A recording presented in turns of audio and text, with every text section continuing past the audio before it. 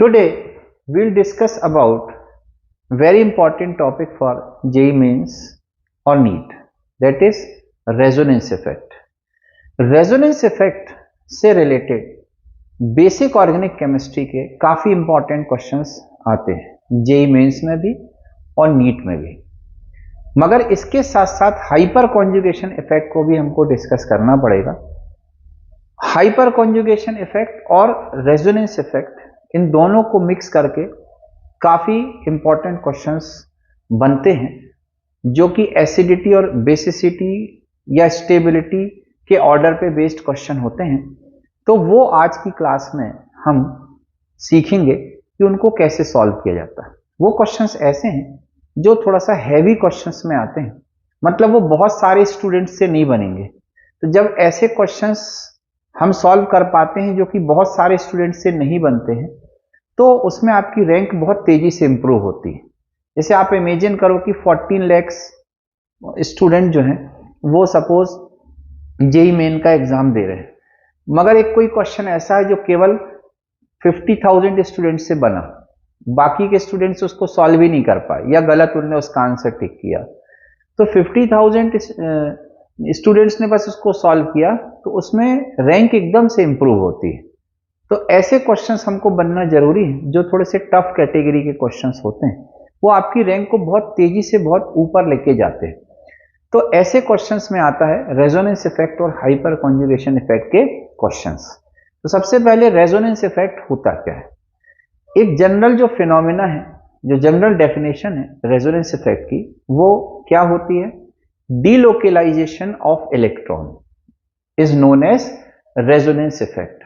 जब भी इलेक्ट्रॉन अपनी पोजीशन को चेंज करता है तो वो रेजोनेंस इफेक्ट कहलाता है। रेजोनेंस इफेक्ट के लिए कुछ स्पेसिफिक कंडीशंस मॉलिक्यूल में होना चाहिए।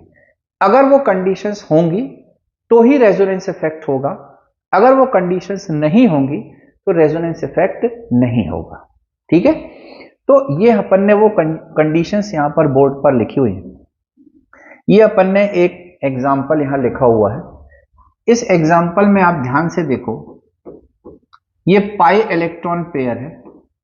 अगर इस पाई इलेक्ट्रॉन पेयर से अल्टरनेट में एक कोई ग्रुप ऐसा है या एटम ऐसा है जिसके पास पाई इलेक्ट्रॉन पेयर है, या जिसके पास लोन पेयर है, या जो नेगेटिवली चार्ज्ड है, या जो पॉजिटिवली चार्ज्ड है, या उसके पास ऑड इलेक्ट्रॉन है, इनमें से कोई भी एक कंडीशन अगर वहां पर होती है तो वो मॉलिक्यूल रेजोनेंस इफेक्ट या मेसोमेरिक इफेक्ट शो कर पाएगा। और अगर ये कंडीशन नहीं है तो वो रेजोनेंस इफेक्ट शो नहीं करता। समझ गए? हमको यहां पर बस ये मॉलिक्यूल में ये देखना है या ये देखना सीखना है कि ये कॉन्जुगेटेड सिस्टम कहां पर है। जहां पर कॉन्जुगेटेड सिस्टम होगा वहां आपको रेजोनेंस इफेक्ट देखने को मिलेगा। अब इसके हर कंडीशन के, ये जो कंडीशंस लिखी हुई हैं, हर कंडीशन का एक एक एग्जांपल मैंने बोर्ड पे लिखा हुआ है। उसमें हम इलेक्ट्रॉन्स का मूवमेंट देखेंगे। वो मूवमेंट इलेक्ट्रॉन का बहुत इंपॉर्टेंट है। सभी कंडीशंस में अलग अलग मूवमेंट होता है, अलग अलग तरीके से इलेक्ट्रॉन्स का मूवमेंट होता है। तो ये पहला हमने एग्जांपल लिया हुआ है। इसमें एक पाई इलेक्ट्रॉन पेयर के अल्टरनेट पे ये जो जी है, ये पाई इलेक्ट्रॉन पेयर है। तो जब ऐसा होगा तब उस केस में इसका मूवमेंट इलेक्ट्रॉन का डीलोकलाइजेशन कैसे होता है? ये जो पाई इलेक्ट्रॉन पेयर है ये यहां मूव करता है और ये वाला पाई इलेक्ट्रॉन पेयर यहां मूव करता है। तो जब ऐसा मूवमेंट होगा तो यहां पर जो पहला स्ट्रक्चर फॉर्म होगा, रेजोनेटिंग स्ट्रक्चर, जिसको कैनोनिकल फॉर्म भी बोलते हैं, वो ये फॉर्म होगा। यहां पर एक इलेक्ट्रॉन का लॉस हो गया इस कार्बन को, तो इस पे पॉजिटिव चार्ज आ गया। इसको एक इलेक्ट्रॉन एक्स्ट्रा मिल गया तो इस पे नेगेटिव चार्ज आ गया। अब ऐसा मूवमेंट ऑपोजिट भी हो सकता है, क्योंकि इस पाई इलेक्ट्रॉन के कंपैरिजन में ये पाई इलेक्ट्रॉन कॉन्जुगेशन में है, तो ये इलेक्ट्रॉन का मूवमेंट ऐसा भी पॉसिबल है। यहां पर जब ऐसा इलेक्ट्रॉन का मूवमेंट होगा तो उस केस में ये वाला स्ट्रक्चर यहां पर फॉर्म होगा। आया समझ में? पहला मूवमेंट ये है, इससे ये दो रेजोनेटिंग स्ट्रक्चर और बने, तो इसके टोटल रेजोनेटिंग स्ट्रक्चर्स जो हैं वो 3 रेजोनेटिंग स्ट्रक्चर्स बनेंगे, ये हमको ध्यान रखना है। अब सेकंड एग्जांपल, सेकंड इस टाइप में आएगा। इसमें देखो आप, एक ये पाई इलेक्ट्रॉन पेयर है जो कि अल्टरनेट में, अब ये सेकंड स्ट्रक्चर में इलेक्ट्रॉन्स का मूवमेंट डिस्कस करेंगे। सेकंड स्ट्रक्चर में इलेक्ट्रॉन्स का मूवमेंट कैसा होगा, ये सेकंड वाला टाइप है जिसमें कि पाई इलेक्ट्रॉन पेयर अल्टरनेट में एक लोन पेयर के साथ है। इसमें मूवमेंट अलग ढंग से होता है, इसमें लोन पेयर ऐसा शिफ्ट होता है यहां, और ये जो इलेक्ट्रॉन पेयर है ये इस कार्बन के पास, इससे इस कार्बन पे एक एक्स्ट्रा इलेक्ट्रॉन आ जाएगा तो इस पे नेगेटिव चार्ज आ जाएगा। नाइट्रोजन को इलेक्ट्रॉन का लॉस हुआ तो इस पे पॉजिटिव चार्ज आ जाएगा।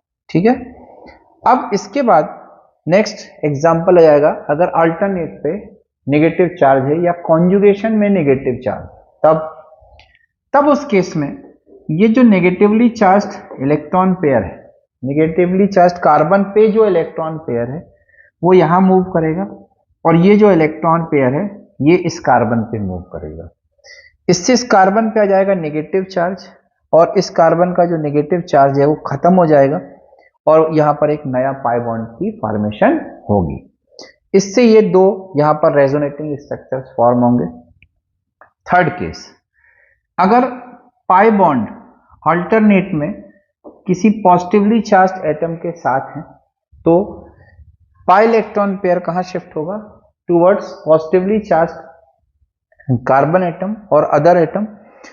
तो यहां पर जब शिफ्टिंग होगी तो जो पाई इलेक्ट्रॉन पेयर है वो यहां शिफ्ट हो गया, तो डबल बॉन्ड यहां जाएगा, इस इलेक्ट्रॉन को, इस कार्बन को एक इलेक्ट्रॉन का लॉस हो गया तो उस पर आ जाएगा पॉजिटिव चार्ज। ठीक है, अब ये लास्ट वाला, ये फ्री रेडिकल कहलाता है।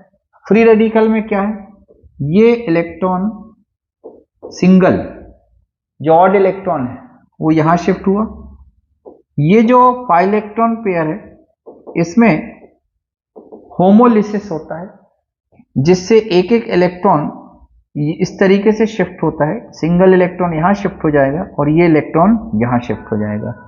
इससे इस कार्बन पे आ जाएगा एक ऑड इलेक्ट्रॉन और यहां पर आ गया क्या, पाई इलेक्ट्रॉन। इस तरीके से ये रेजोनेटिंग स्ट्रक्चर्स अलग अलग मूवमेंट में फॉर्म होते हैं।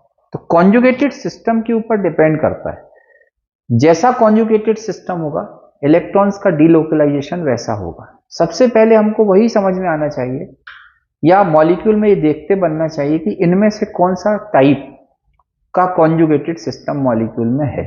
उससे फिर इलेक्ट्रॉन्स का मूवमेंट वहां पर हम देख के और फिर प्रिडिक्ट कर सकते हैं कि वहां क्या आंसर होगा।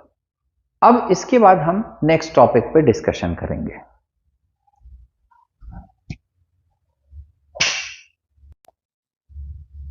अब हम नेक्स्ट टॉपिक पे डिस्कशन करेंगे। जो रेजोनेटिंग स्ट्रक्चर्स होते हैं उनकी स्टेबिलिटी अलग अलग होती है। वो एक ही स्पीशी के अलग अलग रेजोनेटिंग स्ट्रक्चर में कौन सा ज्यादा स्टेबल रेजोनेटिंग स्ट्रक्चर है, ये पहचानने के लिए क्वेश्चन बहुत इंपॉर्टेंट ऑब्जेक्टिव में आता है। अब हम उसकी प्रैक्टिस, उसके लिए बेस बना रहे हैं, फिर इसकी प्रैक्टिस करेंगे अभी अपन आगे कि देखते कैसे हैं। यहां पर अलग अलग पॉइंट्स हैं जिन पे अलग अलग एग्जांपल्स लिए गए हैं, जिन पे क्वेश्चंस बनते हैं। पहला पॉइंट देखो आप, अगर किसी रेजोनेटिंग स्ट्रक्चर में सबसे ज्यादा कोवेलेंट बॉन्ड है तो वो हमेशा सबसे ज्यादा स्टेबल होता है। एक चीज और याद रखो, हमेशा न्यूट्रल मॉलिक्यूल जो पोलराइज्ड मॉलिक्यूल या चार्ज्ड मॉलिक्यूल है उसके कंपैरिजन में ज्यादा स्टेबल होता है। जैसे यहां पर ये जो स्पीशी है दोनों चार्ज्ड है मगर ये न्यूट्रल है, तो ये कंपैरेटिवली ज्यादा स्टेबल होगी। एक और रीजन इसके स्टेबिलिटी ज्यादा होने का है, इसमें एक कोवेलेंट बॉन्ड ज्यादा है। देखो इसमें दो डबल बॉन्ड है, इन सब में एक डबल बॉन्ड है, तो इसमें चूंकि एक कोवेलेंट बॉन्ड ज्यादा है इसलिए इसकी स्टेबिलिटी सबसे ज्यादा है। तो इसकी स्टेबिलिटी जो है सबसे ज्यादा है, तो यहां पर अगर स्टेबिलिटी का ऑर्डर अपन देखेंगे तो सबसे ज्यादा स्टेबल ये, फिर ये और ये जो है ये इनकी स्टेबिलिटी सेम होगी क्योंकि स्ट्रक्चर सेम है। अब सेकंड वाला पॉइंट, इस पे काफी क्वेश्चन बनते हैं, बहुत इंपॉर्टेंट पॉइंट है। इसमें हमने एक ईथर लिया हुआ है, तो इसमें कैटायन है, कार्बोकैटायन ईथर का। इस स्ट्रक्चर को आप ध्यान से देखो, इसमें ये जो कार्बन है ये पॉजिटिवली चार्ज है, मतलब इस स्ट्रक्चर में इस कार्बन के पास 6 इलेक्ट्रॉन है। मगर इसमें जब रेजोनेंस होता है तो रेजोनेंस इसमें कैसा होगा, इसमें रेजोनेंस ऐसा होता है, ये देखो, ये जो 2 इलेक्ट्रॉन है ये यहां ट्रांसफर होंगे, इससे ये स्ट्रक्चर बना। अब इस स्ट्रक्चर में हाई इलेक्ट्रोनेगेटिव एटम पे पॉजिटिव चार्ज है, फिर भी ये ज्यादा स्टेबल है। क्यों ज्यादा स्टेबल है? क्योंकि यहां पर ऑक्टेट कंप्लीट है। कैसे ऑक्टेट कंप्लीट है? देखो आप, ये 2, 4, 6 और 8, ऑक्सीजन के 8 इलेक्ट्रॉन है, और ये जो पॉजिटिवली चार्ज कार्बन था इसमें 2, 4 और 2 CH बॉन्ड के 4 इलेक्ट्रॉन, ये हो गए टोटल 8, सबके ऑक्टेट कंप्लीट। तो सभी एटम्स के जब ऑक्टेट कंप्लीट होते हैं तो वो स्ट्रक्चर कंपैरेटिवली ज्यादा स्टेबल होता है, किससे? जिसमें कि कोई भी एक एटम ऐसा है जिसमें ऑक्टेट कंप्लीट नहीं है। जैसे इसमें इस कार्बन का ऑक्टेट कंप्लीट नहीं है, इसलिए इसके कंपैरिजन में ये स्टेबल स्ट्रक्चर है, जबकि इसमें हाई इलेक्ट्रोनेगेटिव एटम पे पॉजिटिव चार्ज है उसके बाद भी। नेक्स्ट, उसी का एग्जांपल हमने एक और ले लिया है, ये टर्शरी एमाइन का एग्जांपल है, उसका कार्बोकैटायन है। इसमें रेजोनेंस के कारण इलेक्ट्रॉन यहां शिफ्ट हुआ, इसमें इस कार्बन के पास 6 इलेक्ट्रॉन थे, बट यहां पर ऑक्टेट कंप्लीट है तो ये ज्यादा स्टेबल है।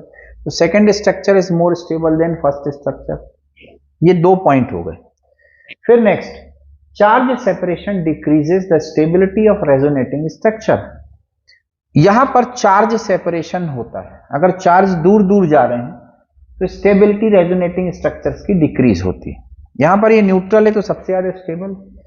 इसमें मूवमेंट हुआ इलेक्ट्रॉन का, ये देखो आप इस तरीके से, तो इसमें पहला चार्ज आया, यहां नेगेटिव यहां पॉजिटिव। अब ये नेगेटिवली चार्ज जो कार्बन है इसका इलेक्ट्रॉन मूव करके कहां चला गया, इसके आगे कार्बन पे। ये कॉन्जुगेटेड सिस्टम है, अल्टरनेट पे नेगेटिव चार्ज और डबल बॉन्ड है। अभी अपन ने देखा कि कैसे मूवमेंट होता है। तो यहां पर ये नेगेटिव पॉजिटिव चार्ज में डिस्टेंस बढ़ गई, तो ये स्ट्रक्चर इसके कंपैरिजन में कम स्टेबल है। चार्ज सेपरेशन ने इसको क्या किया, स्टेबिलिटी को डिक्रीज कर दिया। तो इसका ऑर्डर क्या है, 1 is greater then 2 is greater then 3। अब इसके बाद नेक्स्ट पॉइंट आता है। नेक्स्ट पॉइंट क्या है, ये अगर सभी एटम्स के ऑक्टेट कंप्लीट हैं, ध्यान देना, सभी एटम्स के ऑक्टेट कंप्लीट हैं सभी रेजोनेटिंग स्ट्रक्चर्स में, तो जिस स्पीशी में हाई इलेक्ट्रोनेगेटिव एटम पे नेगेटिव चार्ज है वो ज्यादा स्टेबल होती है दूसरे के कंपैरिजन में। जैसे ये एग्जांपल, इसमें सभी एटम्स के ऑक्टेट कंप्लीट हैं, ठीक है, मगर इसमें कार्बन पे नेगेटिव चार्ज है। अब इस इलेक्ट्रॉन का मूवमेंट ऐसा हुआ और मूवमेंट होके ये ऑक्सीजन पे गया, ऑक्सीजन पे आ गया नेगेटिव चार्ज, तो ये ऑक्सीजन पे नेगेटिव चार्ज है, सबका ऑक्टेट कंप्लीट है। इसमें कार्बन पे नेगेटिव चार्ज है, सबका ऑक्टेट कंप्लीट है, तो इसमें second structure is more stable than first structure. That means इसका आंसर आएगा 2 इज ग्रेटर देन 1। सेम दूसरा एग्जांपल हमने लिया, इसमें भी कार्बन पे नेगेटिव चार्ज है, इलेक्ट्रॉन्स का मूवमेंट हुआ due to conjugated system resonance effect. यहां पर नेगेटिव चार्ज नाइट्रोजन पे आ गया, because nitrogen is more electronegative than carbon, that's why second structure is more stable than first structure. तो यहां पर ये भी हमको ध्यान रखना है। इसके अलावा एक और फैक्टर, एक और इफेक्ट काम करता है, SIR इफेक्ट। SIR इफेक्ट क्या होता है, जैसे ये एग्जांपल लिया हमने, बेंजीन रिंग एक प्लेनर रिंग होता है, क्योंकि इसका हर कार्बन sp2 हाइब्रिडाइज्ड स्टेट में है। इसमें जो ये नाइट्रोजन के ऊपर लोन पेयर है, ये अगर इसके प्लेन पे होगा तो ये रेजोनेंस में इन्वॉल्व होगा, तो यहां ये रेजोनेंस में इन्वॉल्व होगा, समझ में आया, क्योंकि ये लोन पेयर इस बेंजीन रिंग के प्लेन में है। मगर जब इसकी ऑर्थो पोजीशन पर ऐसे बल्की ग्रुप आ जाते हैं जैसे कि मेथिल, तो ये आउट ऑफ प्लेन हो जाता है, रिपेल होके। जैसे ये प्लेन है तो ये प्लेन में ये जो ऊपर का जो लिखा हुआ है नाइट्रोजन, ये ऐसा घूम जाता है, ठीक है। तो प्लेन से बाहर निकल गया लोन पेयर इलेक्ट्रॉन, तो ये रेजोनेंस में इन्वॉल्व नहीं होगा। जब रेजोनेंस में इन्वॉल्व नहीं होगा तो यहां पर रेजोनेंस नहीं होगा। इसको बोलते हैं SIR इफेक्ट। इससे इस नाइट्रोजन की बेसिसिटी पे बहुत ज्यादा इफेक्ट आता है, क्योंकि इसका जो नाइट्रोजन का लोन पेयर है ये डोनेशन के लिए अवेलेबल है, तो इसकी बेसिसिटी कंपैरेटिवली ज्यादा होगी इसके कंपैरिजन में, क्योंकि इसका लोन पेयर रेजोनेंस में इन्वॉल्व होने के कारण डोनेशन के लिए अवेलेबल नहीं, इसलिए इसकी बेसिसिटी कम हो जाएगी, इसकी बेसिसिटी ज्यादा रहेगी। ऐसे छोटे छोटे बेसिसिटी के जो क्वेश्चंस होते हैं वो यहाँ पर हमको पढ़ना पड़ते हैं। अब इसके बाद हम नेक्स्ट टॉपिक डिस्कस करेंगे, हाइपर कॉन्जुगेशन इफेक्ट।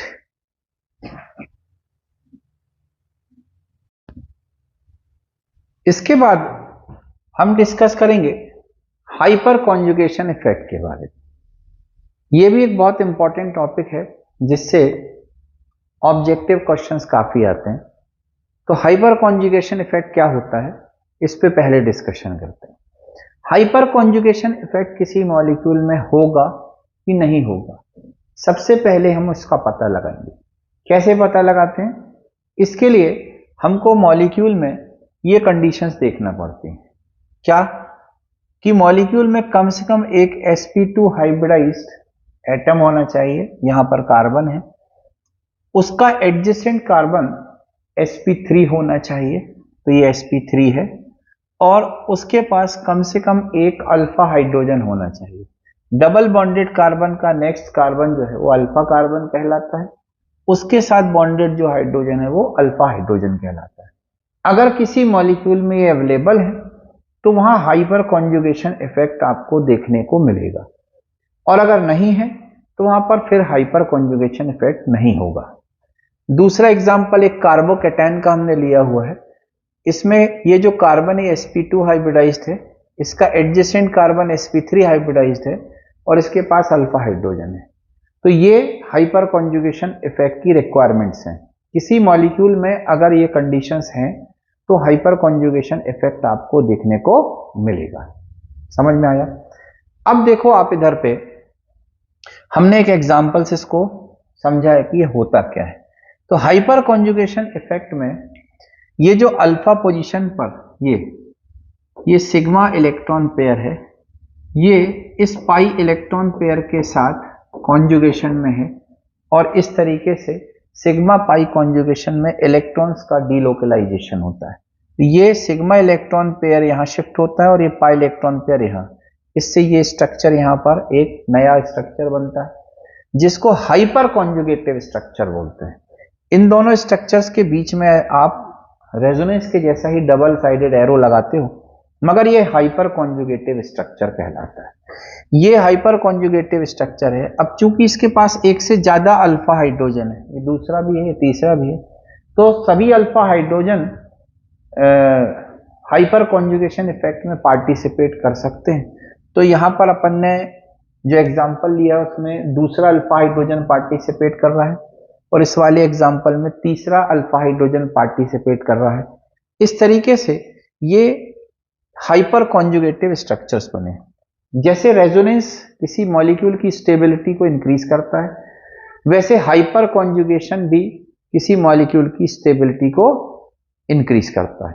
जितने हाइपर कॉन्जुगेटिव स्ट्रक्चर्स होंगे उतनी ज्यादा मॉलिक्यूल की स्टेबिलिटी होती है, स्पीशी की स्टेबिलिटी होती है। तो स्पीशी की स्टेबिलिटी किससे रिलेटेड है? Number of hyper conjugative structure से। तो अपन ने एक यहां पर लिया हुआ है, एक रिलेशनशिप बनाया है, स्टेबिलिटी ऑफ एल्कीन और carbocation is directly proportional to number of alpha hydrogen. जितने अल्फा हाइड्रोजन होंगे उतने हाइपर कॉन्जुगेटिव स्ट्रक्चर बनेंगे, एल्कीन की स्टेबिलिटी उतनी ज्यादा होगी। अब इसी को हमने एक और कंडीशन से कोरिलेट किया है, HOH के इनवर्सली प्रोपोर्शनल। ये हीट ऑफ हाइड्रोजनेशन होती है। एल्कीन जितना स्टेबल होगा उसकी हीट ऑफ हाइड्रोजनेशन उतनी कम होती है। अब हीट ऑफ हाइड्रोजनेशन क्या है? 1 मोल H2 ऐड होने पे जो हीट रिलीज होती है एल्कीन या एल्काइन में, उसको आप बोलते हो हीट ऑफ हाइड्रोजनेशन। इसको अपन ने एक एग्जांपल से यहां समझा है।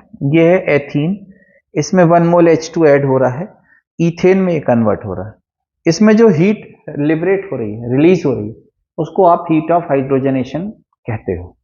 जितनी स्टेबल एल्कीन होगी उतनी कम हीट ऑफ हाइड्रोजनेशन होगी। तो आपको ऑब्जेक्टिव में ऑर्डर बेस्ड जो क्वेश्चन आते हैं उसमें या तो एल्कीन की स्टेबिलिटी का ऑर्डर पूछा जाएगा या तो हीट ऑफ हाइड्रोजनेशन का ऑर्डर पूछा जाएगा।